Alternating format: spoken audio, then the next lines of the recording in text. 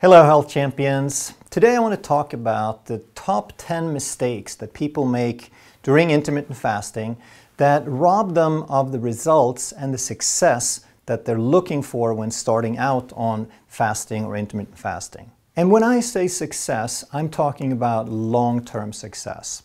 Because if you do something to get healthier, but then you stop doing it and you get right back to being unhealthy where you started, then what was the point of changing anything at all?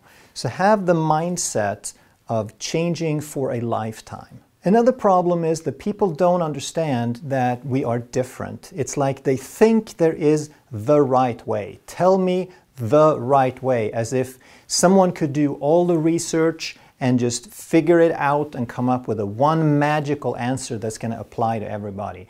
And there is no such thing. So stop looking for the right way, but instead, if you start understanding the different principles and the mechanisms, then you use trial and error and you figure out what the right way is for you. And then there are some people who can make every single mistake that I'm going to talk about, and they succeed anyway, at least in terms of weight loss. They eat the pizza, they eat the ice cream, they just do it once a day, and they lose the weight. Now, I'm happy that they're getting some weight loss results or whatever they're looking for, but it doesn't mean that that is healthy in the long run.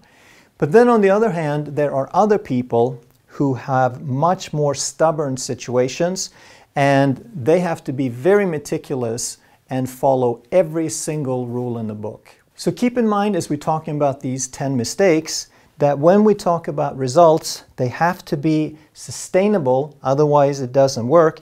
And if it's too painful, you're not very likely to carry it through, but rather a lot of people will quit. Mistake number 10 is that people often change too quickly.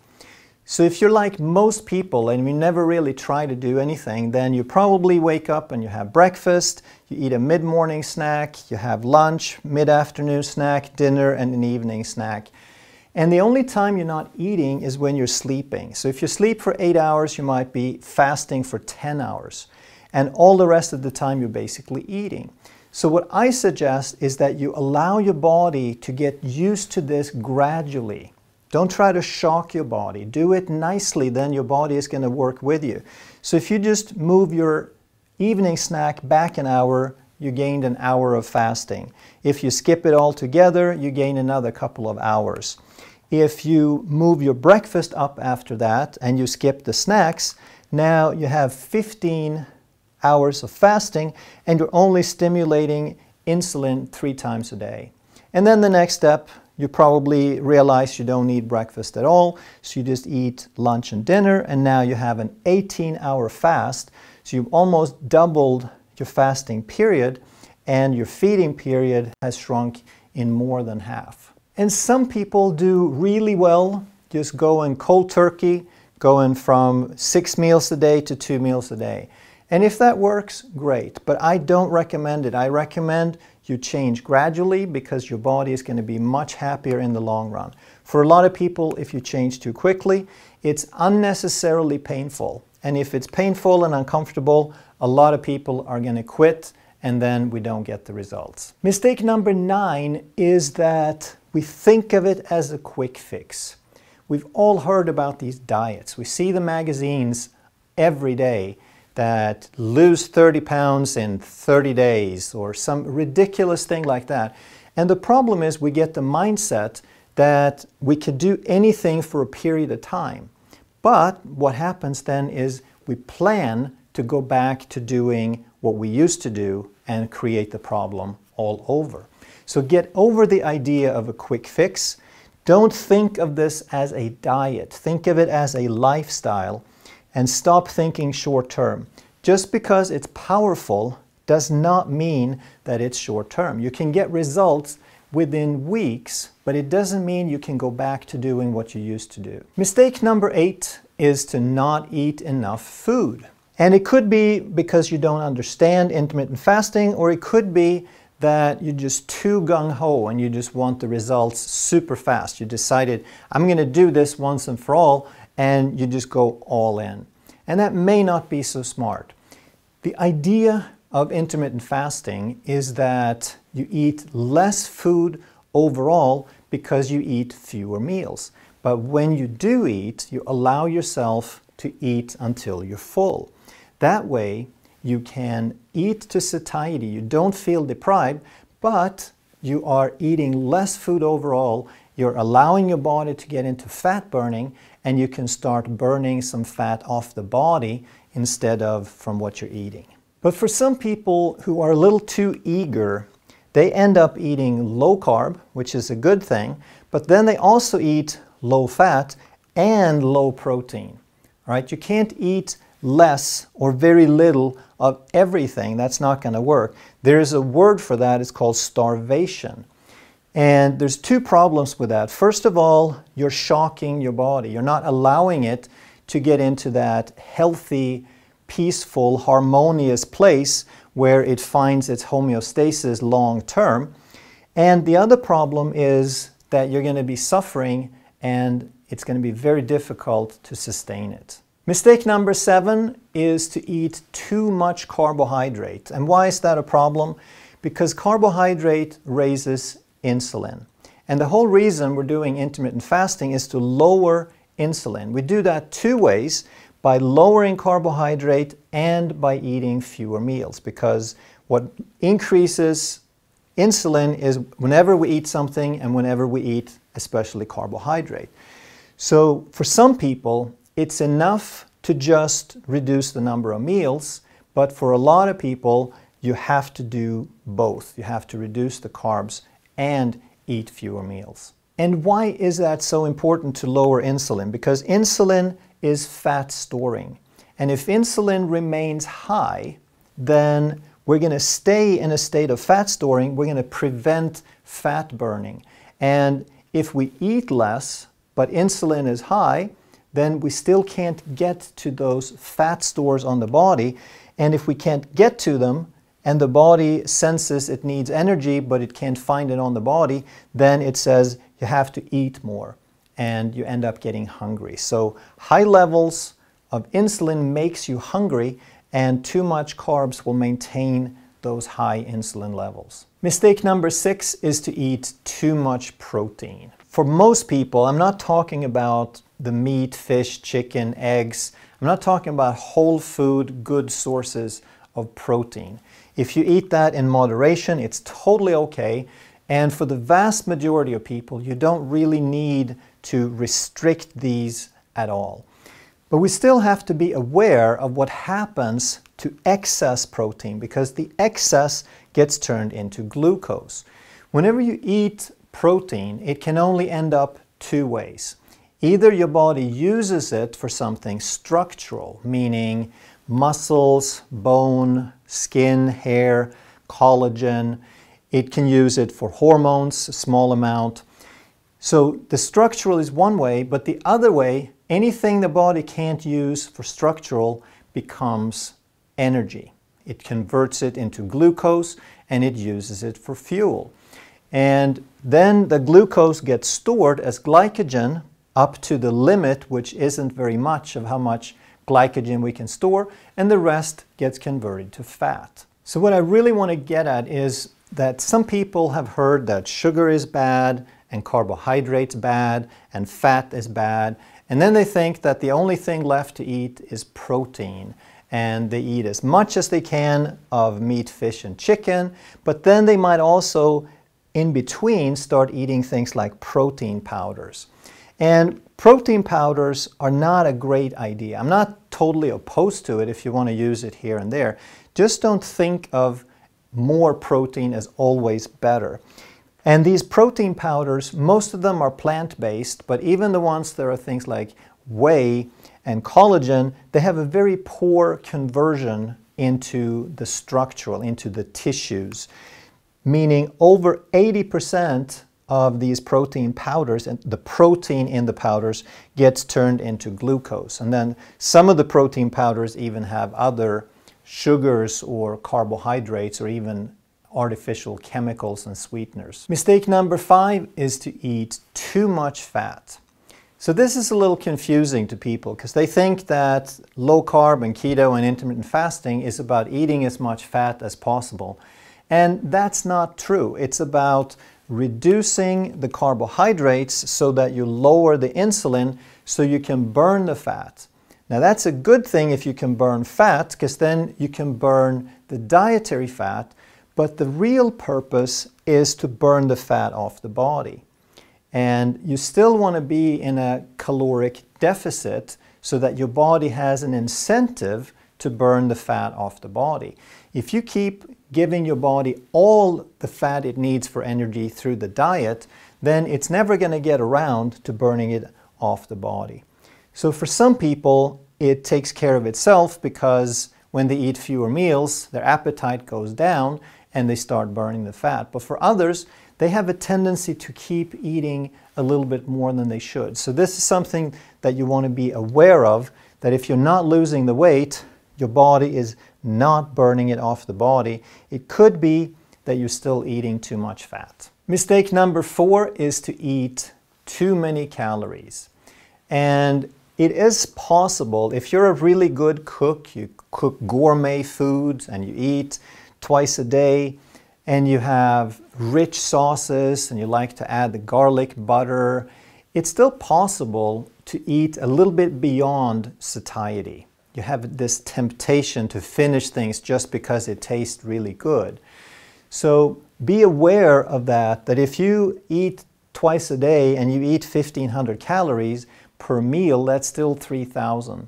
And you're probably not going to be burning through that very efficiently. But another problem is a little more sneaky, that people think that bulletproof coffee is such a great thing. And I'm not opposed to it. But the purpose of bulletproof coffee is to extend your fast. It's to help you get through an extra 3, 4, 5 hours, so without raising insulin. So if you can keep insulin going down and you can extend the fast, then bulletproof coffee is a good thing.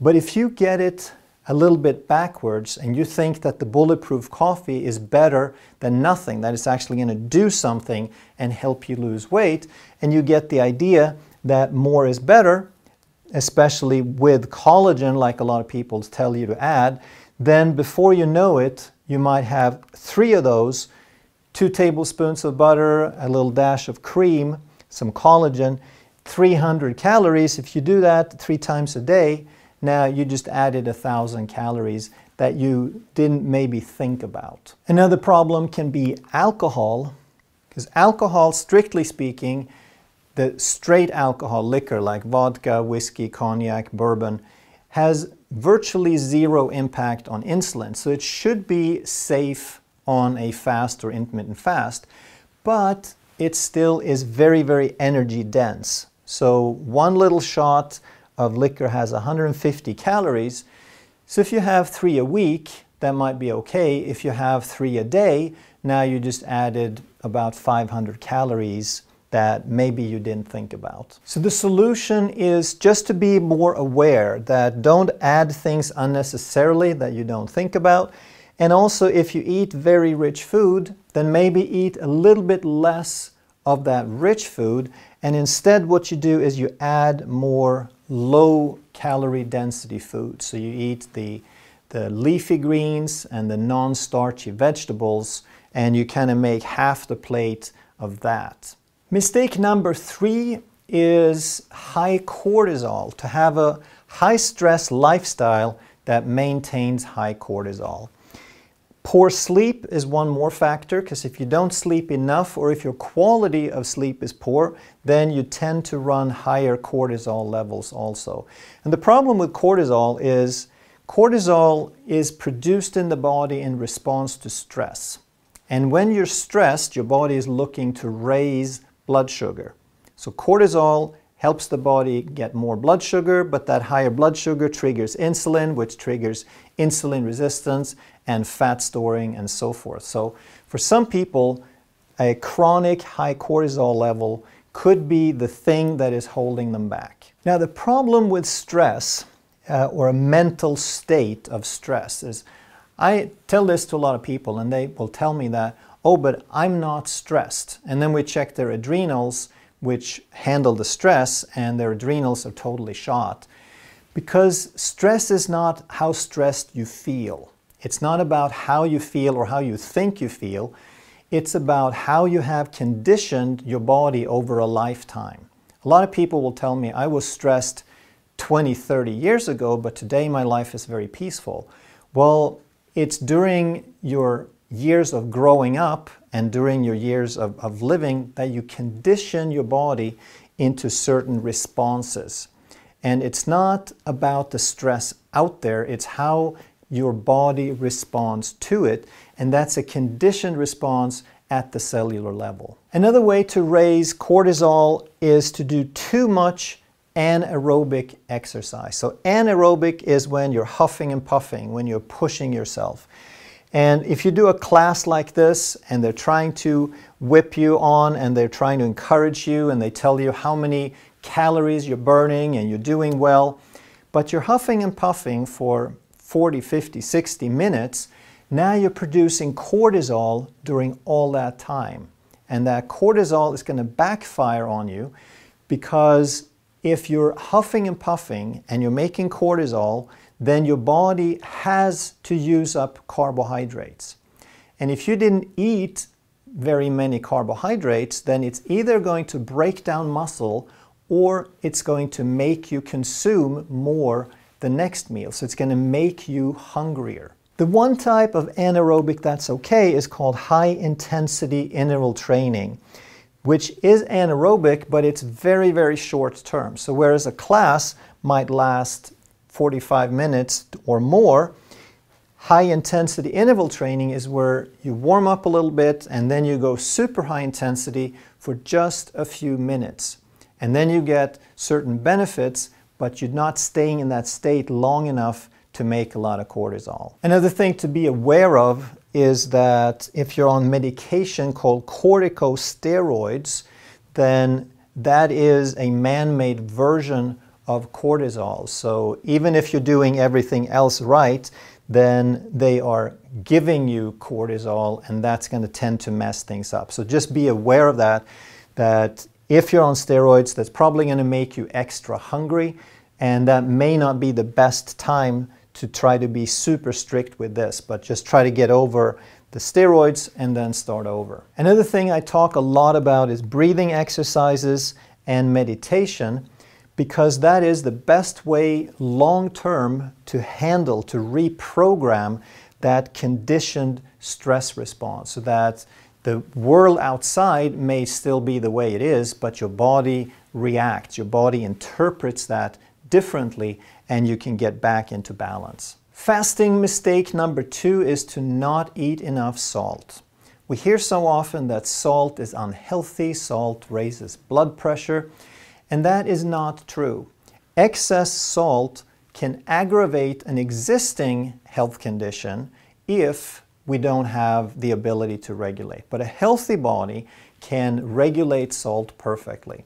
The only time you want to restrict it is if you have something like kidney failure, because now your body has lost the ability to regulate, so therefore you have to help your body out.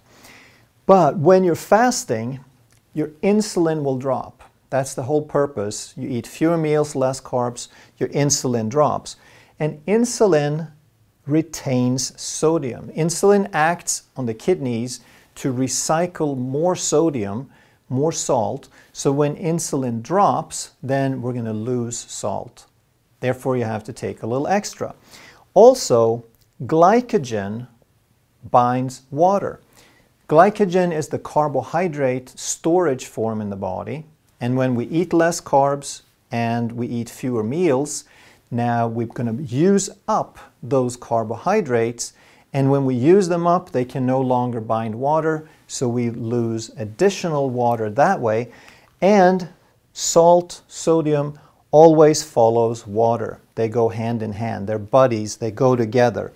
So now you're losing water and salt because insulin drops. You're losing water and salt because you're using up carbs and losing it that way. Therefore, when you're fasting, make sure that you get a little bit extra salt and water compared to what you usually do. And the number one mistake people probably make when they're fasting is that they're depriving themselves. They're allowing themselves to get too hungry.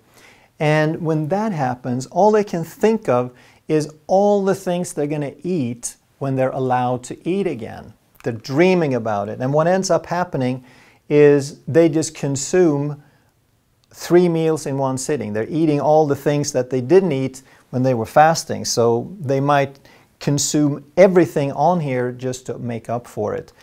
In addition to that, they might sort of stray a little extra and start eating carbs and junk. And that's another reason I usually encourage people to do it gradually. Do it at a pace where your body gets used to it, because it's not about depriving yourself. It's not about suffering.